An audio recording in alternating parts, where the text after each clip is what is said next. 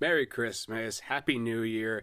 No, don't look at the time that I'm uploading this video, even though it seems a little late, but you know, I've been busy. But today, I'm making it up to y'all because we're going to be talking about Nosferatu. Nosferatu, directed by Robert Eggers, is a gothic tale of obsession between a haunted young woman and the terrifying vampire infatuated with her, causing untold horror in its wake. This is now Robert Eggers' fourth theatrical film that he has released. We have had The Witch, we've had The Lighthouse, we've had The Northman, which I believe is the most recent one, and now Nosferatu. And I gotta say, I loved this movie. I was telling people on the build up to this movie, I was like, we need a good, just movie that makes it feel like this is cinema. We're watching something on the silver screen that just doesn't feel like the rest of the stuff. Maybe it feels a little artsy, maybe it feels like too highbrow for some people, but in all honesty, I wanted to watch a movie that I felt like was so much in a way above so many things that had come out recently, and I felt like I got that with this movie. Robert Eggers is a extremely talented director. You could just tell based off of the few shots at the very beginning of this movie, you are in for a wild ride. The story is so erotic and, gothic tones everywhere. And, some people may not be into that stuff. And quite honestly, I, dabble in it a little bit. I don't love it like, it has to be my whole world, but it has its place in the arts for sure. But what I can say about this story with Nosferatu, it fits it so well. And the way that Eggers, has the shots created and the lighting even for the movie, especially like the nighttime scenes, are kind of glossed with this like haze of blue, almost as if it's like the moonlit sky on people's faces. It looks fantastic. There are not many movies out this year where I'm just like blown away by the cinematography alone from this movie. A few that come to mind is obviously like Dune Part 2 is something for sure that I was just like, that is some of the best stuff that we've seen all year. But it's more than just how great the shot looks, where it's like you see in the trailer where you see the hand going over the town, the shadow of Nosferatu's hand, or Count Orlok, I should say.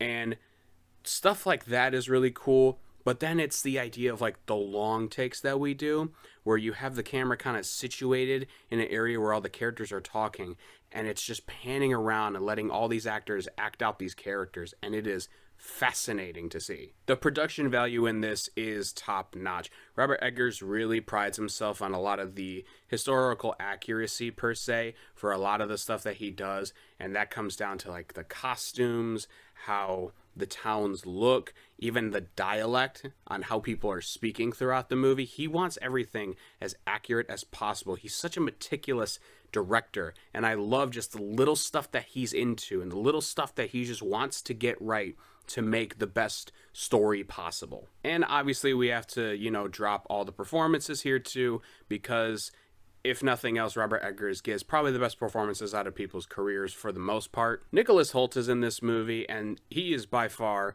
one of the best actors in this movie. Probably his best performance that I've seen personally. I can't really think of anything off the top of my head that would top this for sure, but he plays this role so well. He is one of the first few people that interacts with Count Orlok in this movie, and you could see the terror and the fear that builds up with each interaction that he has. And like I said, like there's so much crazy stuff that happens in this movie that they have to act out, obviously.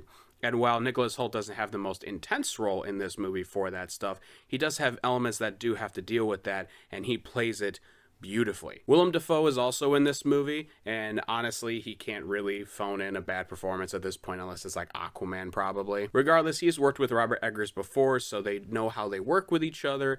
Willem Dafoe has been great in other movies that Robert Eggers has had him in, especially The Lighthouse. He was fucking snubbed for an Oscar nomination. I hate you, the Academy. But nevertheless, Willem Dafoe is in this movie. He plays like kind of like a cult almost follower, or at least he's aware of like some of this darker stuff in society for sure.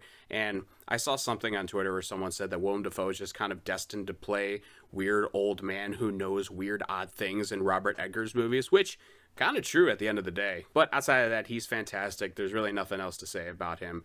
Keep this man safe and preserved so he can make more movies with this guy. Aaron Taylor Johnson is also in this movie, and we don't want to acknowledge the last movie he was in because that movie doesn't exist. We don't talk about that last movie. I don't even know what movie we saw last. That's not even in my mind right now. All joking aside, though, obviously he did a fine job in Kraven the Hunter. This, however, is the much better performance. Aaron Taylor Johnson and Emma Corrin are a family in this movie, and the banter that they have with each other, and again, once again, like the Aaron Taylor Johnson's look with the hair and the mustache that he has and the sideburns that they have, he just looks like he belongs in this 1800 sort of century. Like, he just looks like he should be there. He plays up a phenomenal performance. Emma Corrin, as I said before, as the wife to him, also a really good performance. The second movie that she's been in that I thought was standout-ish for her. But the big guns obviously lie with Bill Skarsgård and Lily Rose Depp. Bill Skarsgård had a pretty tough challenge, I think, with this movie because not only is he just covered in prosthetics, like he is so unrecognizable. If I didn't tell you he was in this movie, you would have never guessed. You can't really recognize him.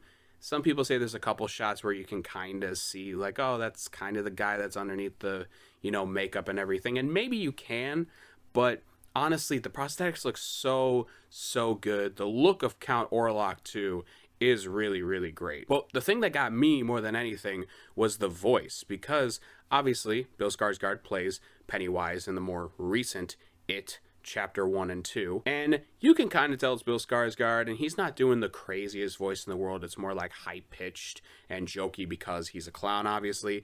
This is a more, like, again, with the gothic tones and the old century style of the dialect, and it's so low and gravelly, and the bass is just booming, but it's layered on layered, to make the effect better in post, obviously, but you could just feel his presence with just his voice alone. He is masterful in this role. But the standout by far, honestly, in this entire movie is Lily Rose Depp. She has probably the toughest challenge in this outside of Bill Skarsgård, because Bill could kind of hide behind the prosthetics and he could really just hone in on the character, it feels like. At least I think so. I think that if you have the makeup and you have the prosthetics and stuff, while it is difficult to be put in all of that sort of stuff, you could at least, like, once you're in that sort of stuff, you could kind of, like, feel like you're that character at that point, right? It's tougher when it's just, like, play guy in a suit that's a businessman, right? You kind of have to, like, go off of, like, what the script says and kind of just, be a normal dude almost. But with the makeup and everything, you are the character now. Like, you're put into this, and, like, you could just feel it. With Lily Rose Depp, she's playing a normal person, obviously, from the 1800s, but she has to go through so many emotions throughout the entire movie. She has this fear about Count Orlok throughout her entire movie with the experiences that she has. She has this weird, odd lust and obsession with the guy. She has to do multiple convulsion scenes from the beginning to the end of this movie. She has to switch like a bipolar person, just on a dime switching her personality when she's talking about stuff about Count Orlok, on how he's treating her poorly in the mind, and while she likes it, maybe? Regardless, she is fantastic in this movie. If the Academy didn't completely shit on Robert Eggers movies, or just any horror movies in general, honestly, she should get a nomination. Her performance is that good. All in all, I loved this movie. I really have barely any complaints with it, honestly.